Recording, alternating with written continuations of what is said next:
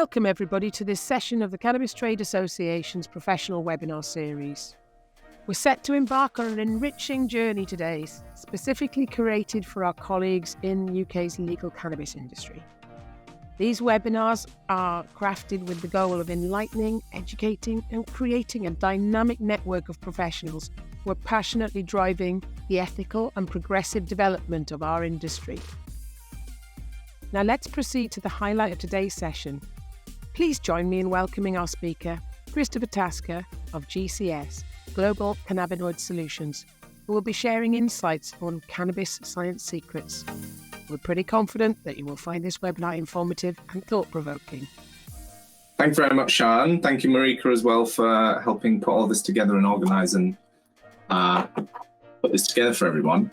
Hello, everyone. My name's Chris. I am the founder of Global Cannabinoid Solutions. I'm a medical researcher by degree, I suppose, and by practice, but have ended up specialising in cannabinoids, the gut, medical research with cannabinoids, and we set up a company to try and help you access all this knowledge and information. And so we've crammed as much as we can into this little short webinar. So if I go a bit quick, I do apologise, but there's lots to get through, and we're always here if you need extra help or information. So do feel free to take lots of notes and ask questions in the chat as we go along, and I'll do my best to answer everything I can and leave no stone unturned. So thank you, Sean, again. Thank you, Marika.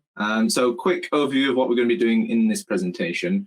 We'll be talking about the typical journey of someone in the cannabis industry, some of the difficulties of that, some of the challenges that people will face as a whole as you move through this sector. We'll talk a little bit about cannabis knowledge, why it's essential, why you should be investing more in your cannabis knowledge and understanding of the scientific fundamentals behind this industry. And then we'll arm you with as much info and insights as we can from the research realm at the moment and how this relates to your business and how you may use this information to make better, smarter, and more informed decisions when it comes to your businesses and your profession as well, and how you are preparing for the future of the cannabis industry as well. There's a lot of uncertainty at the moment, so we'll talk about some of the science in relation to the FSA announcements, things like that. But yeah, any questions as we go, throw them in the chat and I'll do my best to answer them as we go. And yeah, I can have a little discussion at the end and fill in any gaps that are left over. So without further ado, my name's Chris. I'm a medical researcher from the University of Nottingham. Graduated there in 2019, 2020. And from there, saw early on in the industry, before the 2018 law change, just how much misinformation was out there, how much people were falling foul of misinformation, myths, half-truths. And so we put together a series of talks, books, materials, so that we could help better inform the public on the facts and the science of cannabis and help patients, the public and communities navigate this space. So in 2019, post-law change, that's when we set up Global Cannabinoid Solutions, which is a little firm of scientists, and we get together and try and solve different problems in the industry, create different tools, resources and assets. And most recently, we've created CannabisScienceTraining.com, which is filled with as much information as we could possibly collate and create to give you as much of an understanding and advance your knowledge in cannabis science and cannabinoids and the research behind all of this, and so that you can turn that into business success and also commercial success and societal success as well.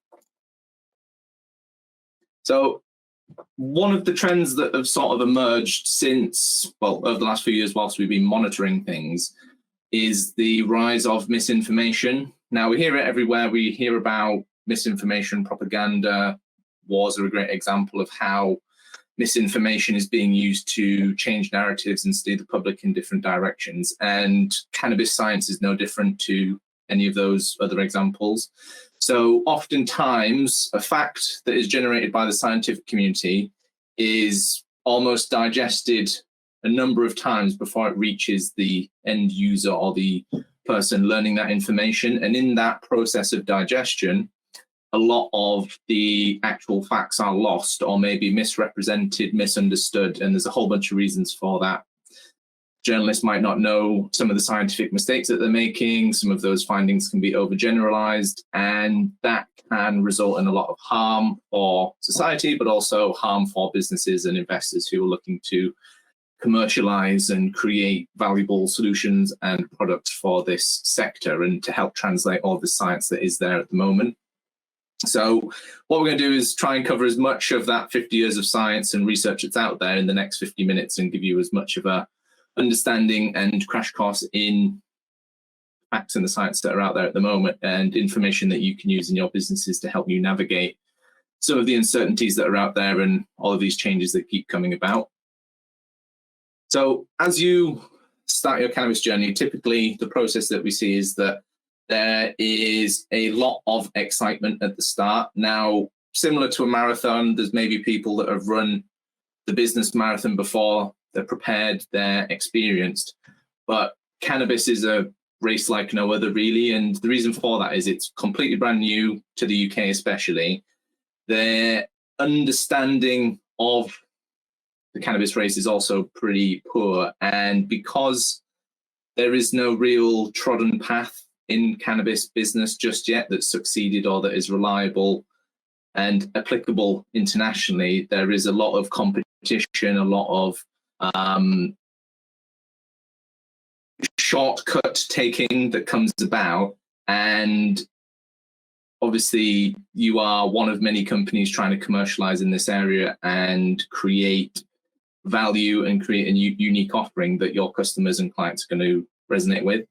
And so, as you know now, it's a pretty condensed, competitive industry. A lot of people selling the same products, and there's a lot of things that can be done to augment, develop, and create unique value that haven't been spotted by other members and other people that are running this race with you. So that's where the term green rush comes from, and you are all now part of this green rush, so congratulations. But we're going to help you try and run the race a little more efficiently, make sure that you're not taking any of those falls, tumbles, and hurting yourself in the process, and how you can get that race done over and sooner and more efficiently.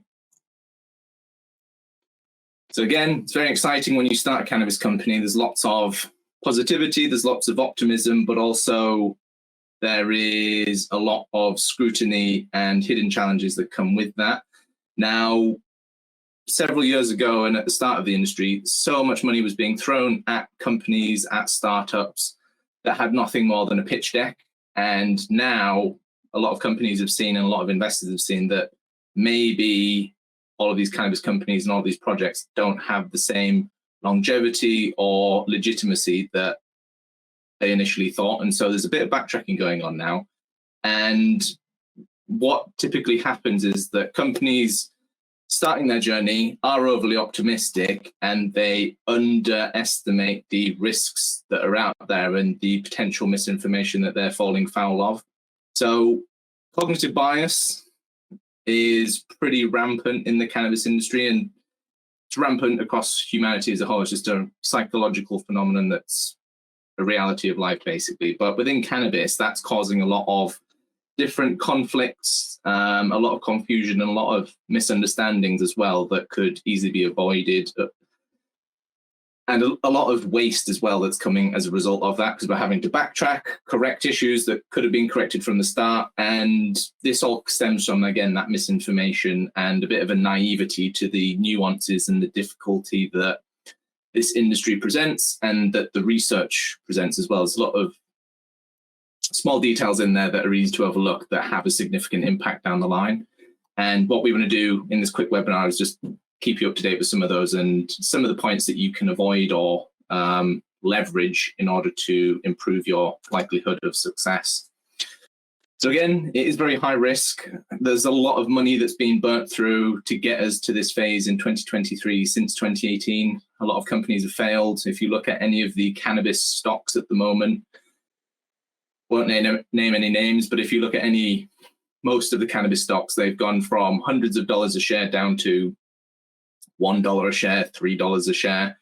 And so there's a lot of money that's being consumed and burnt through. And like anything, when you're starting new, there's going to be mistakes. There's going to be costs associated with that. Just like a learner driver, you might get them a very nice car and invest a lot of money in a very nice car, but it's still a learner driver behind the wheel, and they may not know how to handle that vehicle, or it might be too powerful for them maybe. And so cannabis is no different to anything else that we would be starting new. And so I'm sure everyone's familiar in some capacity with the Dunning-Kruger effect, which is the psychological inclination of people to be overconfident at the start of things. Go into a boxing class, or you've seen a learner driver. Often they're very optimistic and confident in their abilities, but it's not until later down the line that they find out that, oh, it's actually a lot harder than I thought, and there's quite a lot of learning to be done in the process. And so unfortunately in cannabis, that means companies underestimating risks, not fully doing their due diligence, and overcommitting to projects or opportunities that have no validity, scientific foundation, or scientific rationale. And so a lot of companies, a lot of businesses, and a lot of products end up falling short of the initial optimism and of that initial sort of expectation that should be there. And that's being reflected in stock prices at the moment, and also being reflected in the challenges that the cannabis industry is facing at the moment. So this affects everyone from the consumer through to the business owner, up to the government officials that are making these decisions and having to create regulations for this sector. So it's not until typically that those mistakes have been made that questions are asked, and that sort of level of improvement and learning comes into play. And so that development of knowledge and understanding and competency can take several years to develop, but it's well worth doing. And once you're there, you are efficient, competent, and functioning within the cannabis industry. But obviously there's a lot of painful ways to get there, and there's a lot of sensible ways to get there, and we'd like you to do the sensible approach and learn from the mistakes of others, rather than create the same mistakes and go down the same sort of dead ends and down the same rabbit holes that only lead to negative outcomes. So this green rush that everyone is part of is motivated by many of the same things for a lot of people. Cannabis, obviously, very interesting sector. Lots of people are fans of cannabis, but there are also a lot of people that see that same opportunity. And so there's a lot of competition, there's a lot of copycatting almost, and it can become very difficult to try and differentiate itself from the competition. And obviously there is the financial driver of that pursuit as well, which is very attractive to a lot of investors and other companies that are already situated. But the problem is, not many people have developed or run a successful cannabis company or implemented the desired outcome and achieved their desired outcome. So again, we see a lot of shortcuts being taken. We see a lot of short-term decisions being made that ultimately mean that there's long-term value that's being left on the table, that's being overlooked. And we would like you to be able to be in a position to capitalize on that at the moment. So main problems are brand new industry. As we know, there's still a lot of questions around regulations, regulatory clarity, and what directions this industry should be going in. Still a lot of misinformation at every level of the debate, again, from consumers up to politicians and regulators. And there is this heavy overfocus on products at the moment, which, given the nature of cannabis products being so variable, it's very hard to standardize or convert all of these variables into something linear, such as a piece of policy or law. And so a lot of companies are struggling, and the CTA does a great job, obviously, of helping everyone navigate this space. But there's also a lot of research and science out there that you can rely on that is informed, innovative, and peer-reviewed and evidence-based. And that is a reliable foundation that very rarely changes direction by comparison to policies and regulations and legislation as well.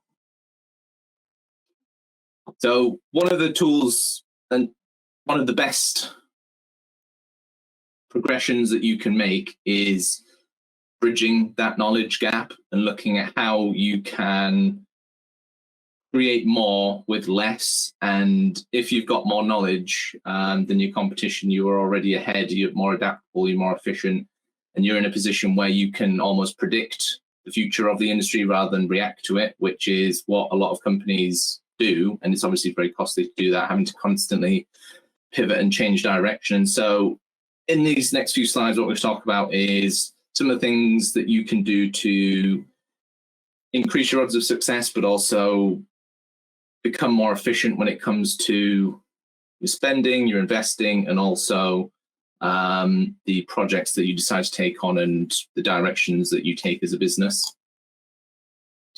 So the dilemma is, where do you get this information from? Do you get it from media sources? Do you rely on fellow competition or colleagues? Do you rely on the news? Are you waiting for regulators to decide or give you information? Where are the reliable sources of knowledge and information that you can use and leverage and benefit from? So primarily, that is the research world. And what we'll talk about now is a little bit more about that research. But fundamentally, there's three things in your business that you can adjust when it comes to cannabis. And this is just our way of perceiving business structures and entrepreneurship in the UK cannabis industry. But essentially, your knowledge is the center point and almost a cornerstone to the rest of your business. Your vehicle or your business model and the direction that you're taking it and the direction that you're building in are only as good as the knowledge of the person at the center of that business making the decisions. And if you are 10 years behind in terms of knowledge, you're going to be 10 years behind in terms of business output and value that you're creating. And that's going to disadvantage you on an ongoing basis. And that's typically where a lot of companies end up struggling, running out of money, making poor decisions that end up negatively impacting them over the longer term.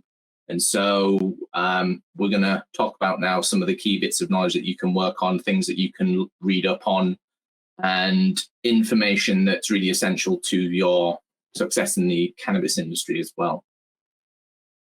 So I'm going to talk briefly about knowledge and what it means and what it is. So how do we derive knowledge? Typically, it's from our observations of reality. There's obviously religious knowledge and spiritual knowledge and beliefs, but essentially knowledge in the Western world comes from our observation and measurement of reality. And based on that data that we gather from the observation and measurement of reality, we can then start to hypothesize, come up with new ideas, test beliefs, test different formulas and ideas that we have, and move towards more applying that knowledge and applying the understandings and lessons from the observations that we're making of reality. And so main problem that a lot of companies have, and you can see this in press releases, you can see this in articles, is that their hypotheses, their concepts and the directions that they're taking the company, their abstract ideas, aren't tied to reality, and they're detached from the data and the facts that we have.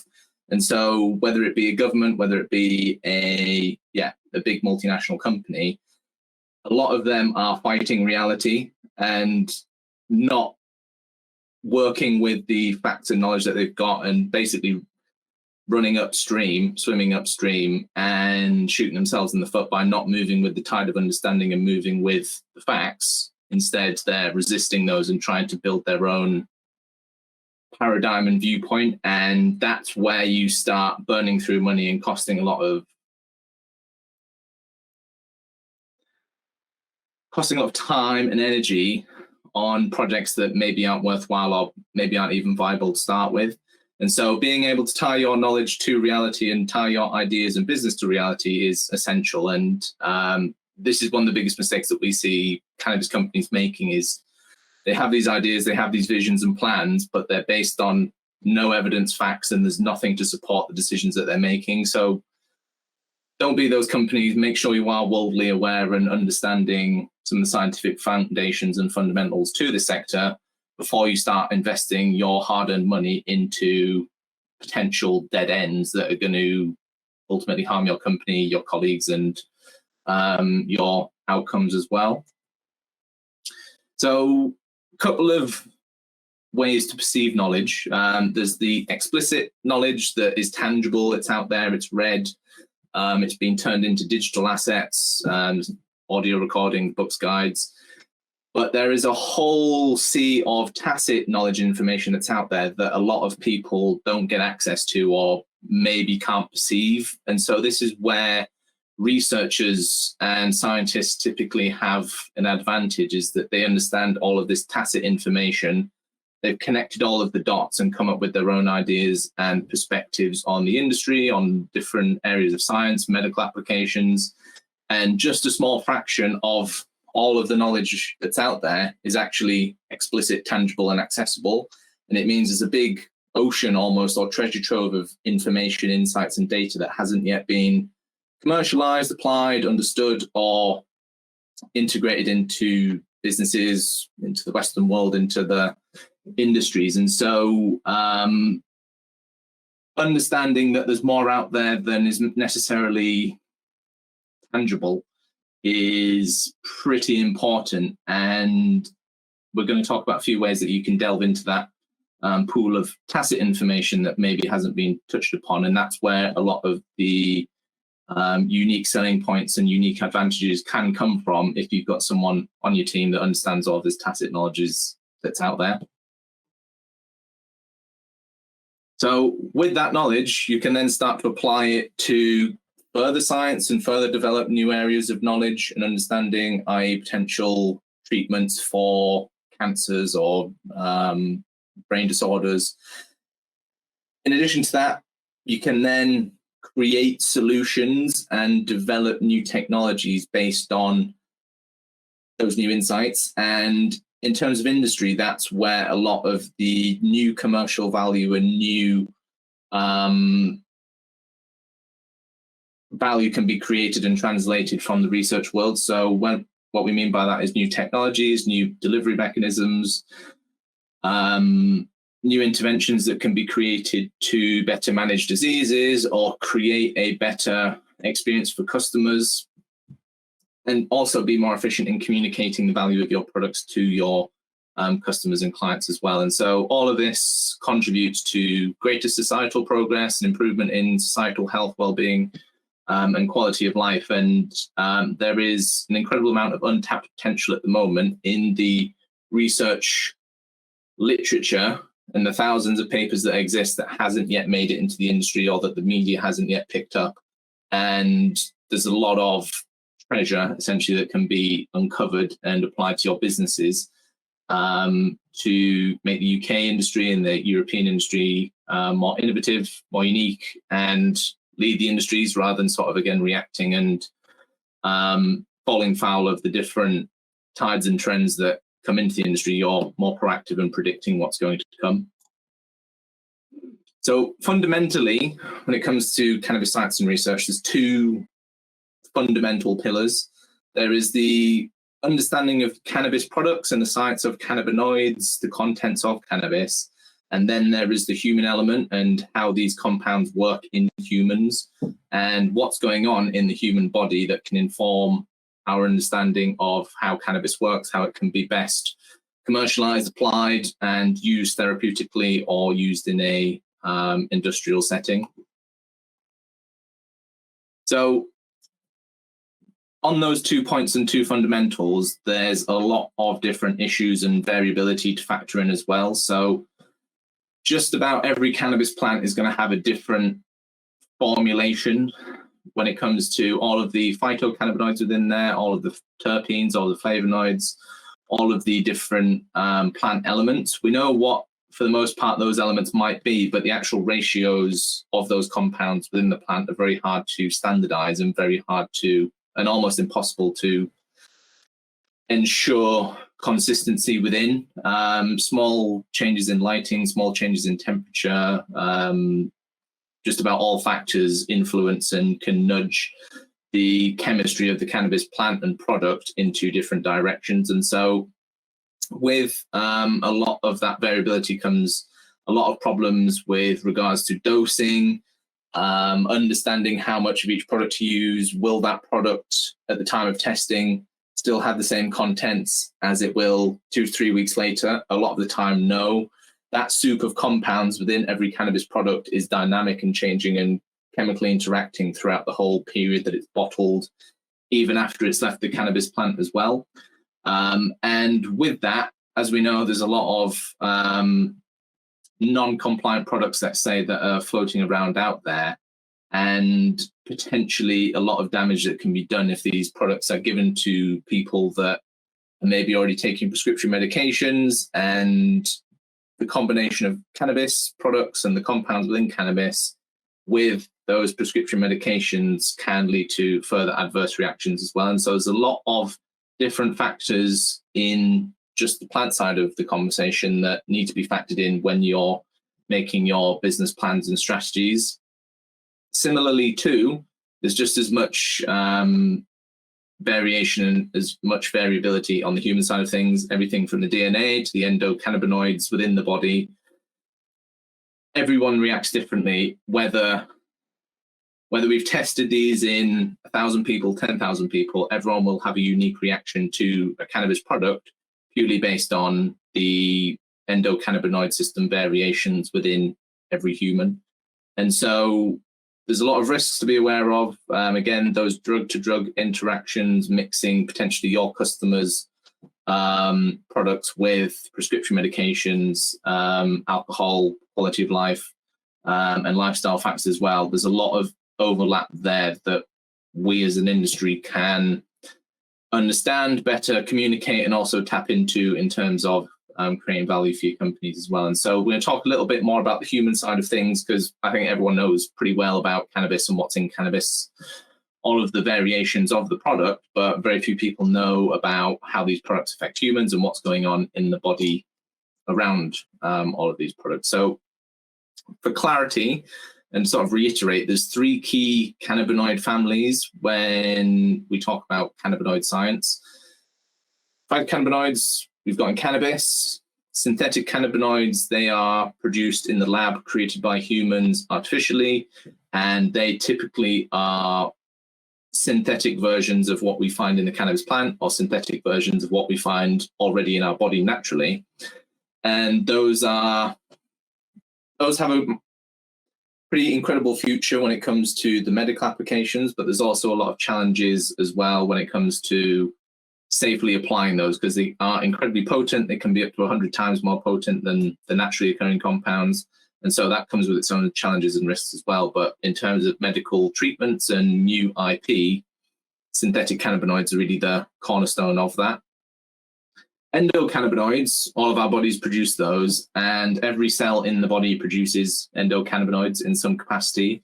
They are essential communication compounds in our cells and between our cells, and by not understanding endocannabinoids and synthetic cannabinoids, you're missing out on, again, a good chunk of the information and knowledge and resources that you can tap into in order to be able to make better informed decisions with your business, potential products that could be created, or potential future technologies that could be developed and utilized, commercialized, and created.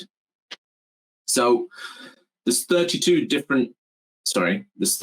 trillion different cells in the body that are all organized coherently to make up the average human body. All of those are communicating constantly all of the time in order to make sure that we're operating optimally and getting the full bill of health that we should, and that contributes to our success as an overall human organism. Now, the endocannabinoid system is a fundamental tool that the body uses to manage all of the cellular communications that are taking place. So imagine we've got 32 trillion cells all sending out thousands of communications to each other to coordinate, make sure everyone's got enough food, make sure everyone's got the right optimal physiological environment. Throwing cannabis products into that intricate system throws up a lot of challenges and poses a pretty large set of unknowns that we as researchers are only just being able to scratch the surface of now. And so when it comes to the endocannabinoid system, that's at least 50% of the cannabis industry potential that's being overlooked at the moment. Everyone's very focused on CBD and the products, but understanding the endocannabinoid system and everything else about your products, how that affects your consumer, how that affects your body, how that affects different diseases and conditions, that is the meat to the meal. And there's a lot, well, most people don't know anything about the endocannabinoid system, and that's a massive oversight when it comes to running a successful cannabis business and creating valuable, safe, reliable, and innovative products along the way. So, as I mentioned, every cell in the body contains elements of the endocannabinoid system. So, whether that be your bones, whether that be your lungs, lymphatic system, everything in between, every cell has endocannabinoid system elements. And so, we need to understand that every cannabis product that's consumed affects all of the cells of the body in a unique way.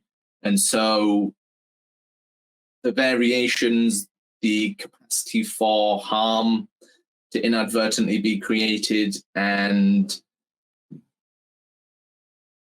the volume of unknown is pretty significant. Basically, once cannabis enters the human body, we have no idea what is going on, whether that be in terms of cannabinoids, terpenes, flavonoids, and how all of those interact within the human body. That's a complete blind spot at the moment to researchers, to doctors, and to the whole scientific community at the moment. And so the next phase of research is looking at what goes on in the body, in the cells and in tissue when you apply these compounds to humans. So at the moment, I know the FSA is looking at toxicology studies. Toxicology studies on cannabis have been going on for 20, 30 years plus, and the findings are often the same, ambiguous, not very clear, and variable between every study. So expecting clear insights from the FSA using those mechanisms is also a slight dead end as well when it comes to getting an actual factual understanding of what's going on.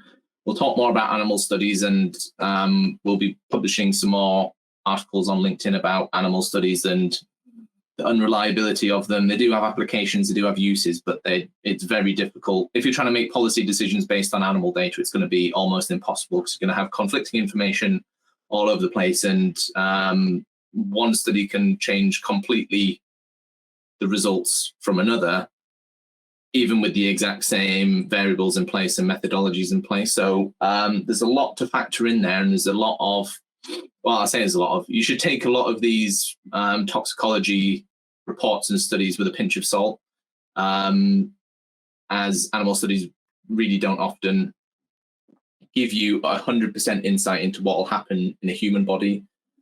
So we'll talk a bit more about that, but essentially, every cell in the body contains endocannabinoid system elements, and that is a scientific fundamental to the cannabis industry at the moment that's being massively overlooked, and the implications of that are being massively overlooked as well. So what is the endocannabinoid system? It's a little signaling network made of receptors which receive the signals, enzymes which create the signals and destroy the signals, and then the endocannabinoids themselves, which are the signaling molecules. So we hear a lot about CB1 and CB2. There are a whole host of cannabinoid receptors in the body that don't get any mention, and a lot of these receptors are triggered by other drugs as well. So there's a lot of overlap between cannabis products and opiates and caffeine and alcohol, and they all seem to affect the same sorts of receptors. The research world hasn't got the greatest understanding of how all of these elements tie together yet as well, but what we do know is that there's at least 5 different groups of receptors that are involved in the potentiation and the physiological changes that come about when we apply cannabis and cannabinoid medicines to the human body. So it's not just pushing the it's not just pushing the CB1 and CB2 receptors, as many people say. We are touching just about every receptor in the body in some way and pushing buttons that we have no idea what the outcome of pushing those buttons is. So we need to be really careful when we talk about CB1 receptors and cannabinoid products just working through CB1 or CB2. There is a whole host of different buttons being pushed in the body, and different pathways being triggered that we have no idea the implications of, how that's going to impact someone's health, how that's going to impact disease. And so we should, again, this is why it's great that we've got some of the marketing guidance now with regards to CBD products, what claims can be made, what claims can't be made. There was a lot of very loose generalizations being made around CBD products back in the day around, oh, it's going to cure your cancer, it's great for anti-cancer products.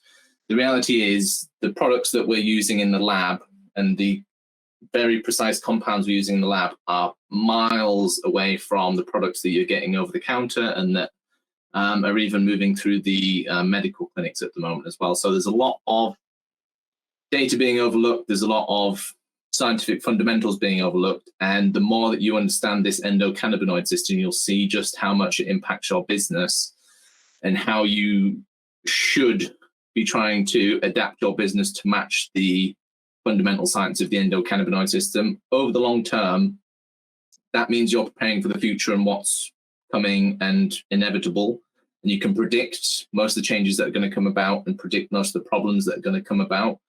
And unfortunately, most people aren't aware how their products work at all, for the most part, which is fine if you make sandwiches or if you make fish and chips and you're a food provider. But if you are creating products that are designed for health, there's a lot of other factors that you should be considering before you start selling these products. And especially if you're engineering new products or investing in new products, you should really be dialing these into the endocannabinoid system and looking at how we can create more efficient, more informed and evidence-based products that complement the natural science of life, rather than, again, creating arbitrary, abstract ideas that aren't attached to reality.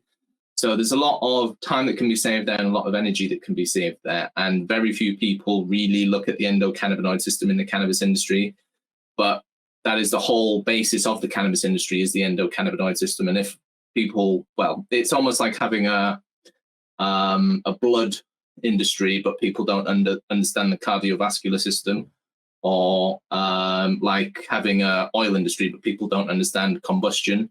There's a lot of fundamental science being overlooked there, and it's a massive advantage for any companies that do end up investigating these areas further and just looking at all this untapped potential that hasn't yet been fully explored or capitalized on by the cannabis industry. So if you've read any of our books, guides, or taken any of our free courses, you'll know what a cell looks like and how cannabinoid receptors look on cells.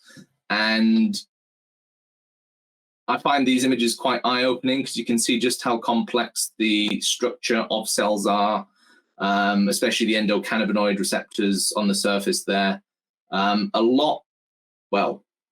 Pretty much no one knows what happens when you connect all of these cannabis compounds and the super phytochemicals that are in cannabis with these cells. And we're only just really, as researchers and as scientists, understanding how cells fully work. We have an understanding of the principles and the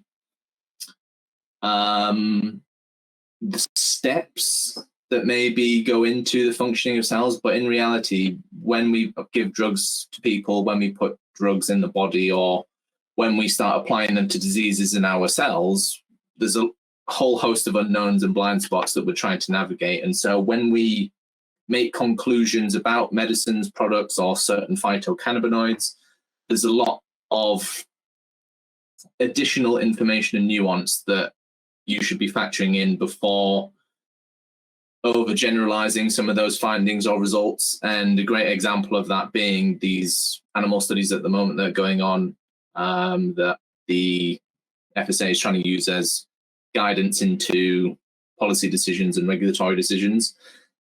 It's not as clear-cut and as binary as politicians or public servants would like to believe. And so, again, the more you read into these areas, the more informed you're going to be as a business, whether you do that individually or you get help. This is how you're going to start separating yourself from the competition. You can create all the products in the world, but very soon everyone's going to be able to make the exact same products and people can start competing with you on price. Knowledge is one of those things that no one can take away from you, and that's unique to you, and that's something that you can apply uniquely to your business and moving forward in the cannabis industry. So again, there's other things that impact our endocannabinoid system, not just cannabis or cannabinoids.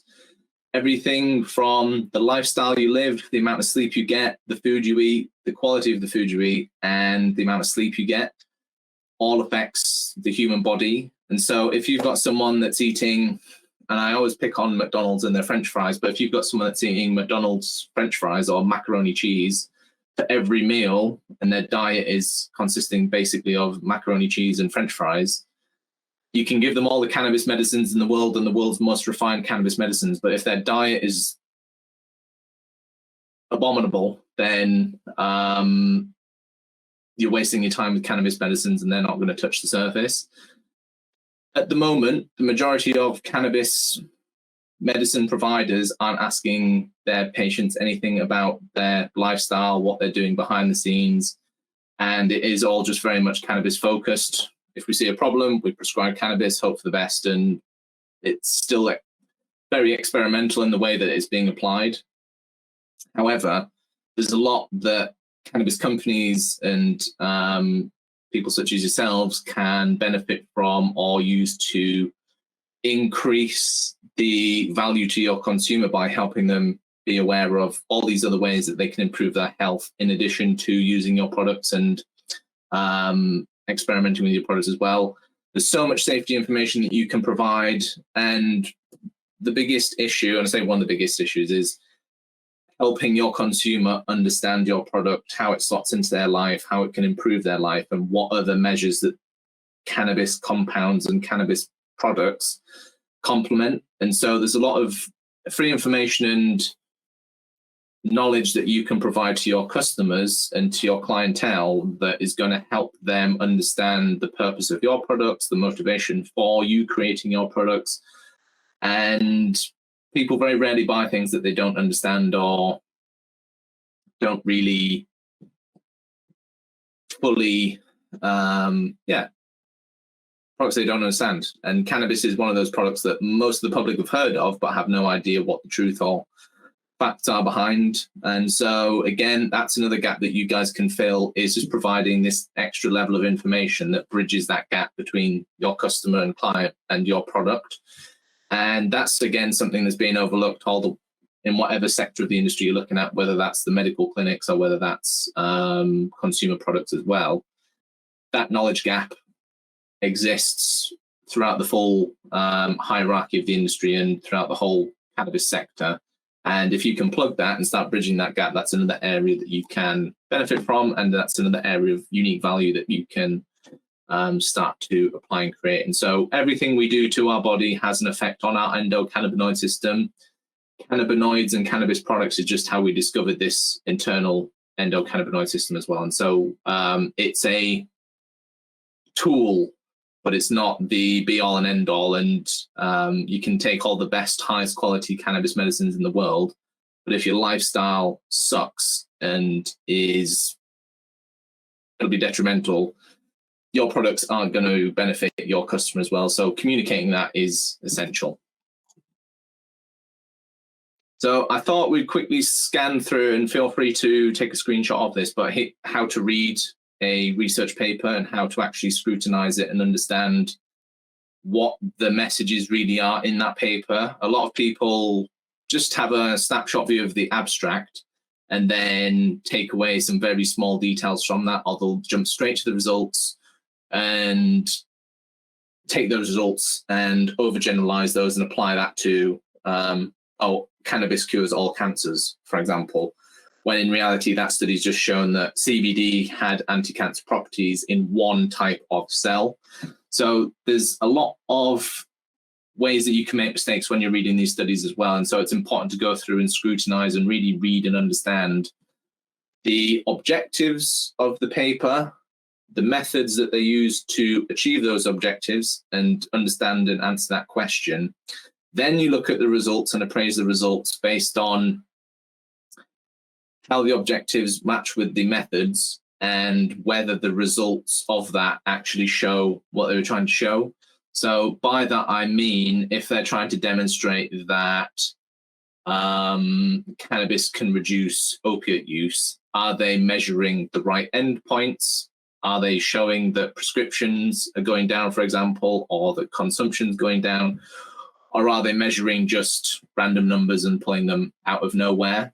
You should really be looking at the methods and the introduction to almost hold the results accountable. It's very easy to create studies and create results that and engineer results that you're looking for if your research group or if the research group isn't using or having their methods and introductions fully scrutinized. Now, often this is discussed in the discussion, but a lot of people don't make it that far and understand all of the elements that tie together the big picture that is being presented in the paper. They jump straight to the results and draw the wrong conclusions from those results without really understanding the problems and the objectives of the research paper and what it was trying to show. And again, the references are really important and really useful because you can go through and look at, well, look, what other bits of evidence have they referenced? What methods did they use in those studies? Did they use the same methods? Did they create their own? How are they related? And that way you can build up a bigger 3D, 4D image almost of how that knowledge was created, how those results were created, and where that stands in the grand scheme of literature and science that's available to us. And so this is why doing this reading and going through the process of learning all this science is so important. It helps you create a mental model and a bit of an anchor point for new findings that come out, old research that's been nullified. And without that holistic understanding, you're potentially falling foul of just isolated results that don't really give you the full picture and full understanding of what's going on. And so you see those trends in everything. I think war is a great example. You can look at the very specific minutiae of what's being shown on video, but then you don't see all of the logistics and everything else going on behind the scenes that also contributes to what's going on the front lines, for example. So scientific principles being used by the industry, it's going to save a lot of time and money and save you a lot of stress and headache and expense as well when it comes to consultation fees, speaking to lawyers, things like that. A lot of the time the answers are within the literature somewhere because people have had these problems somewhere else in another part of the world, researched it and put some evidence and some data together for you to use as a baseline. So there's a lot of shortcuts and a lot of efficiencies that you can gain from going into and taking more seriously the science and literature that's out there. That's the whole point of research, is to make our lives easier. So I'd encourage you all to use it as much as possible, and it's free. So a little overview of medical research quickly. We're getting towards the end now. Animal studies and clinical trials are just very small parts of building that multidimensional understanding and knowledge. There's a massive focus on clinical studies, and the reason for that is that's where the knowledge is typically commercialized and products are typically created. But it's not to say that clinical research and data is the most reliable or giving you the best insight. All it does is prove a product can deliver an outcome. And whoever's measuring that product and that outcome, it's very easy for them to nudge the findings and research in a direction that's going to approve their predetermined goals. And so that's the importance of looking at methodologies. That's the importance of looking at introductions, because it shows you the thought process that's brought that study to life and that's led to the results that they found. And so there's numerous, and you can, wherever you Google or wherever you search, you'll find all of the examples of where this research has been skewed for commercial benefit or for commercial acceleration, and actual investigation hasn't taken place. It's been a pre-prescribed outcome that has been just legitimized through a clinical trial process. Same goes with animal studies. They're very easy to engineer. Most research is easy to engineer, and so if you want to find an outcome, you can pretty much skew a paper to be able to find that outcome. But most people won't tell you that. And I say most people won't tell you that. Most people don't know how easy it is to fabricate or nudge a research study in a certain direction. And if you are a company that is putting those clinical trials together, spending 10 million on a clinical trial, you're going to want to be damn near certain what the outcome is going to be beforehand. And so this is where some of those cognitive biases can come into play. Some of those human emotions can come into play, greed or desire. And so there's a lot of nuances, again, to even each type of research. So the reason I'm saying this is because nothing is as binary as articles or the media typically like to present, especially when it comes to cannabis. And so there's a whole host of different types of study that you can deploy as a company if you are looking at creating some data or filling some of those research gaps. And clinical trials and animal studies are just a small fraction of what is possible, what kinds of insight and IP that you can develop. And so again, that's something that we can help with, help you scope out, but also if you have a better understanding of science as a whole, you can start to connect those dots. And yeah, there's a bit of a war going on in terms of academic research, and a lot of researchers are starting to come out and say, for example, with COVID, there was a lot of shortcuts that were taken. For example, with most medicines, there's a lot of shortcuts that are being taken, and you see some of the biggest pharmaceutical companies being caught red-handed time and time again. And so it's just a natural, it's part of humanity, it's human behavior, and it's going to take place. But being aware of those and not falling foul of those trends is essential, really. And again, that's something that's going to serve you better in your business as new papers, as new trials are released and presented to you. You can scrutinize those and see beyond the initial facts that are presented and see what else is going on behind the scenes there. You're far more independent, you're far more adaptable, and you've got a lot more independence and freedom when it comes to navigating these changes and navigating these evolutions that will happen over the next few years as well. Again, every study that looks at the body in some way is testing in different tissues. So every study look at, is it in liver cells? Is it in heart cells? Is it looking at the brain? And what testing methods were they using? Every study is incredibly unique. And so if you're trying to solve a problem in a specific area, you should be reading 100 papers, not 2 or 3, because that's only going to give you a very isolated view of what's actually going on. And oftentimes, again, you're leaving a lot of value on the table that hasn't been looked at or commercialized. So the more understanding and more depth of knowledge that you have, the greater your advantage when it comes to being able to create something uniquely valuable and develop your business into a way that has its own unique selling points and IP and innovations taking place. I'm going to criticize animal studies some more, and I'm going to post about this on LinkedIn. So if you follow me on LinkedIn, you'll see all of the animal data criticisms that I'm going to put out. But essentially, strengths of animal studies are that they do indeed show you trends and give you principles that you can apply to humans and other creatures, but also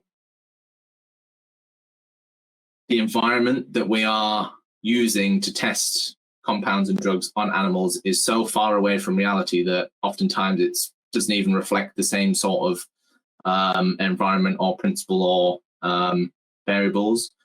As well as that, humans and animals have very different diseases, and the diseases come about in very different ways. So to be looking at, again, toxicity in animals, that toxicity could be completely different or non-existent in humans by contrast. And so understanding as well that every species that's being tested on is going to have a different reaction. So if you've got one lab rat from Europe and one lab rat from Brazil, you can do the same study, but again, there'll be completely different outcomes because of the genetic variations between those animals.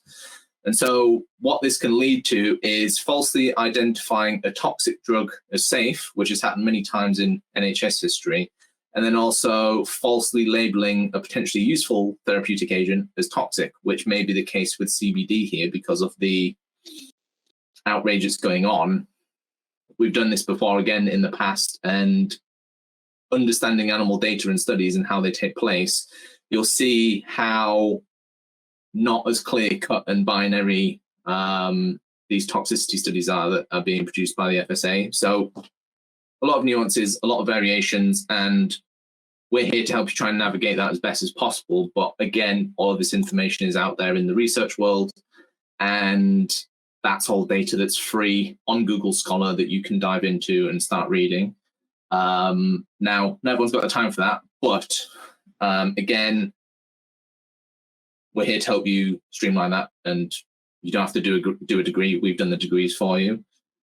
Final point about CBD is, I touched on this earlier on, but what we conduct research with in the lab is very different to what you can buy over the counter.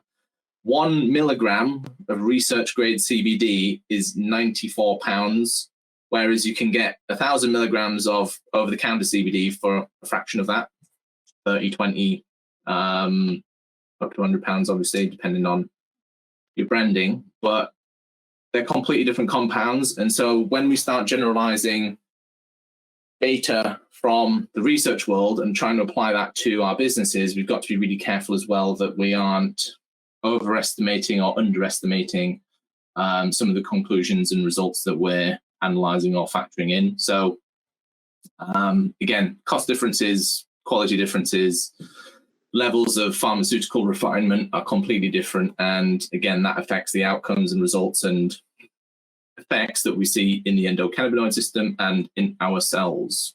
So again, we do lots of studies where you look at different types of CBD from different sources.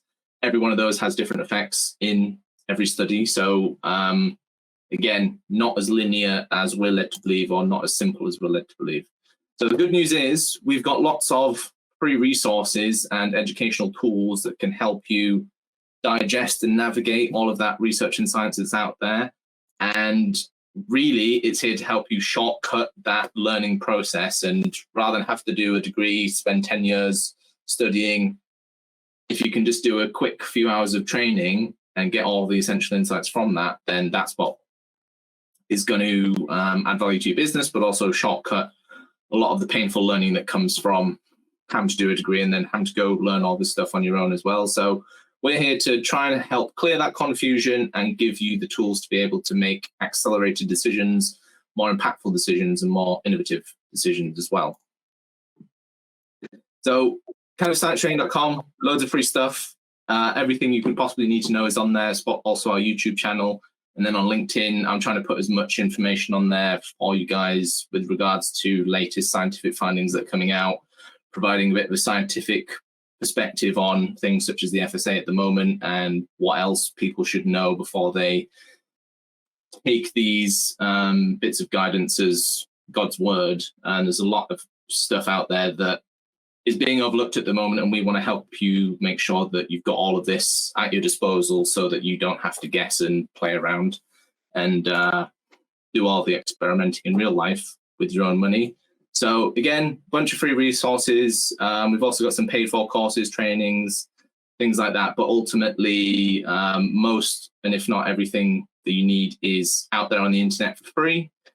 It's just going to take you a long time to go through and dig through all of that and learn it all. So we've made all of these products and all of these assets to be as useful as possible and to help you navigate all of this and just understand what exactly is going on in the background, what different opportunities are out there that other people maybe don't see, and just to give you an overall all-round advantage in the industry. So we'll be doing small webinars on November 22nd and talking more about some of these elements and other things that you can incorporate. We're doing a £1,500 free giveaway, free training for people that attend. And one quick minute about Intractable.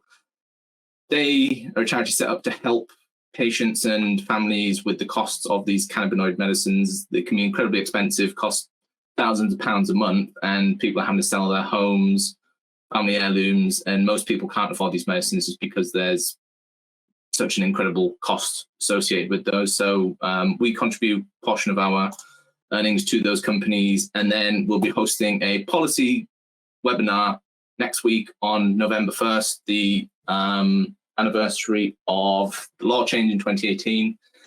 We'll be talking about more of these patient issues, things like that as well, which you can get involved in.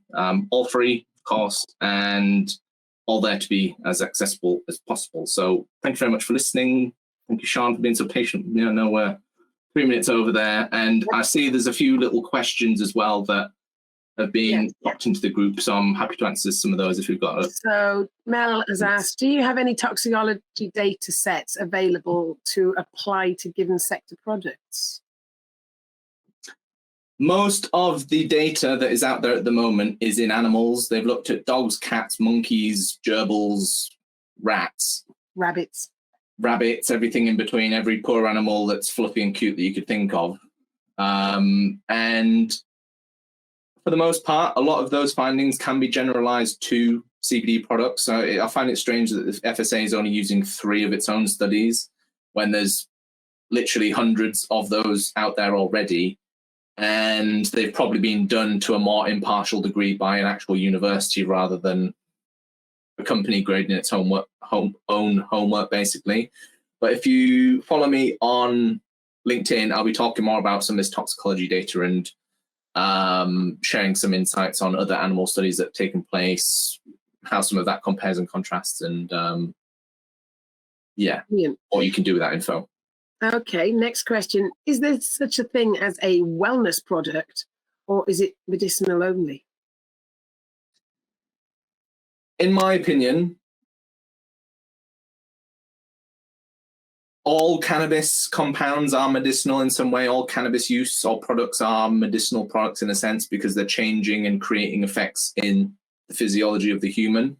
Now, whether all of that is necessarily medically advantageous or actually optimizing or improving health, if you're healthy, it's not very medicinal. It can maybe amplify some of your, there's lots of talk about the cognitive benefits and different applications that it's got in consciousness amplification, but also when it comes to medicine as a term, that relates more to treating a disease. So if you're not suffering from disease, I guess it could be considered a performance enhancer of sorts, which is, again, something that people have looked at and shown, well, look, can you amplify memory recall? Can you amplify problem solving with cannabis? And a lot of times there's a lot of cognitive benefits and can come from that.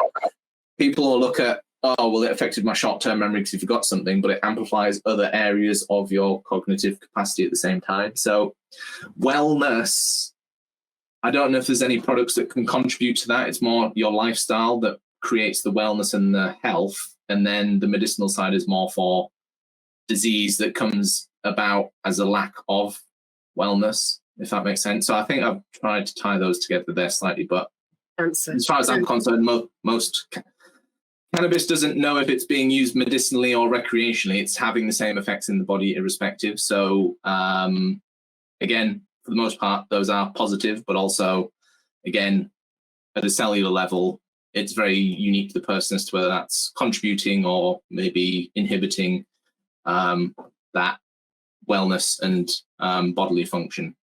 So I'm just going through some of the questions. What sort of training does GCS offer? Is it for dispensaries and clinicians only?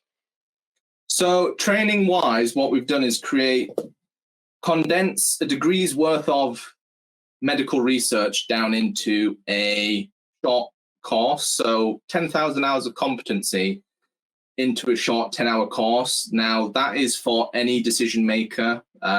We've created it for the decision makers at the top of organizations so that information can trickle down. So it can be used by business owners, investors primarily, and then all of the niche information below that can be applied to doctors, retail safety, and other other sort of professions within the cannabis vertical. So we've got something that can fill all of those gaps in some capacity. But the main course is exactly for business owners, decision makers, people that are having to make these hard decisions and navigate all of these unknowns. And it's there just to save you time, eliminate as much risk as possible, and give you as much of an understanding from which you can start to make your own decisions and navigate independently and not be reliant on consultancy or other sources that, again, are second, third, or fourth hand, basically, which we know Sean is constantly having to navigate as well. It's changes every week almost, isn't it? So daily. For the most part, yeah. Is your training in person or online? We can do both. We prefer to do online just because you can do it anywhere, anytime, as much or as little as you want. You don't have to do a 6-week course where you meet up every week for several hours. You can sit and do it in your own time. Obviously, we can come and deliver stuff in person, but not everybody. I think people switch off when there's talks a lot of the time. So we've done our best to digitize everything and make it as accessible as possible wherever you are in the world. And all you've got to do is just sit and absorb it through the digital medium, through your computer, which you can pop up on the train or in the car, or, well, maybe not in the car, but on a plane, perhaps. We tackle it in any way, basically. Okay. Bear with me a second. There's a few more questions come in. Do you think broad spectrum CBD drawn from a marijuana plant, i.e. with THC taken out, can help pain management? Definitely. So not many people know this, but most of the phytocannabinoids have exactly the same chemical formula and have many of the same effects. The only reason people focus on THC and CBD is because they're the two most, I won't swear at everyone, they're the two most researched compounds so far, but the other 120 plus phytocannabinoids are just as potent and effective, if not more so. But unfortunately, everyone's lost the plot and started focusing on CBD and THC, which are just the tip of the iceberg. And there's a whole catalogue of 1,000 plus different compounds, receptors, endogenous compounds, and other substances that can support pain treatments as a whole. And CBD and THC are just two of the buttons you can push, but there's tons of other useful elements out there. Terpenes as well have all their own therapeutic properties and applications. So it's a shame that everyone focuses on THC and CBD, because there's a whole library of information that people can use and benefit from to create all of these potential treatments. Following on from that question is, where's the best place to go for research papers for pain management and CBD without THC? So not many. Well, there's a big trend where everyone's looking at THC and proving that it is the best thing for pain management. Again, it's one type of pain. There's many types of different pain: skeletal pain, nervous pain, inflammatory pain. And so the difficulty is finding which pain you're talking about for a start, and then looking at how are they delivering those compounds to that person to measure that pain. So sometimes they'll put a mouse's foot on a heating plate and measure the amount of time that it takes the mouse to take his foot off of the hot plate, and that'll be how they measure the pain response. So basically, Google Scholar, on there, if you type in CBD and pain, for the most part, that'll give you exactly what you want. But obviously, there'll be a few in there tied in with THC, just because, again, it's very difficult to separate THC and CBD. But there is a lot of data on just isolated CBD on its own. So if you maybe search isolate CBD and pain, and by that I mean the specific pain that you're looking at, then you'll get all the papers that you specifically want in that area. Sure. Okay. Are your team available to run trials, or is it just for desk research? So we've got some colleagues. I don't conduct my own trials myself, and GCS doesn't have its own trial facility, but we've got partners that can conduct trials if you need to. Again, depends regionally where you want to do such things. And again, it depends what you mean by trials, because there's often way better ways to get the evidence that you're looking for without having to set up a multi-million-pound trial.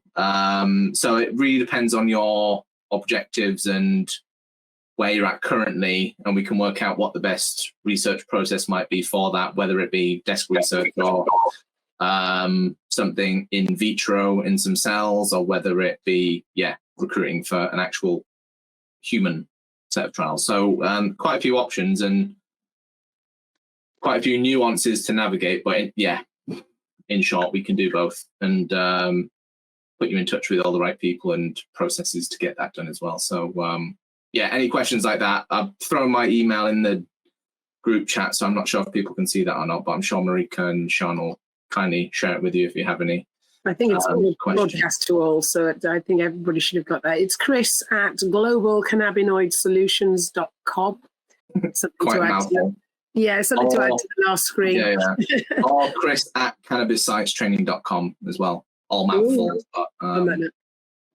Brilliant. Chris, thank you so much. That was one major insight into massively everything into the industry. Whoa.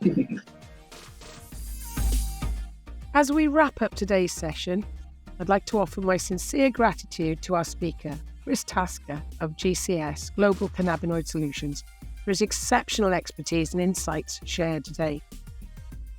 Your contribution has been incredibly valuable to all of us working in the UK's legal cannabis sector.